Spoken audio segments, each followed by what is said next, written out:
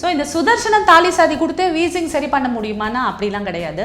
தயிர் சாதம், நுங்கு, ஜூஸு எல்லாம் சேர்த்து நல்லா கட்டிட்டு பயங்கர சளி வீசிங் இருக்கும்போது நிறைய நமக்கு தெரிஞ்ச குழந்தைங்கள டைரெக்டாக பீடியாட்ரிக் வார்டுக்கு அழிச்சிட்டு போய் நெபுலைசர் போட்டு பஃப் போட்டு பழக்கத்தை நம்ம பார்த்துட்டு தான் இருக்கோம். ஸோ அந்த லெவலுக்கு வந்துட்டால் இந்த மாதிரி சாதாரண மருந்துகள் கொடுக்க முடியாது.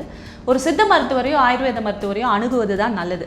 அங்கே போனால் ஸ்ட்ராங்கர் ப்ரிஸ்கிரிப்ஷன்ஸ் நாங்கள் கொடுப்போம். கனகாசவம் கொடுப்போம், சுவாசகுட்டார் கொடுப்போம், தாலிசபத்திர லேகியம் கொடுப்போம், தஷ்மூல் ரசாயனம், சுவாசஹர லேகியம், இதெல்லாம் டாக்டர்ஸ் ப்ரிஸ்கிரிப்ஷனில் கொடுப்போம்.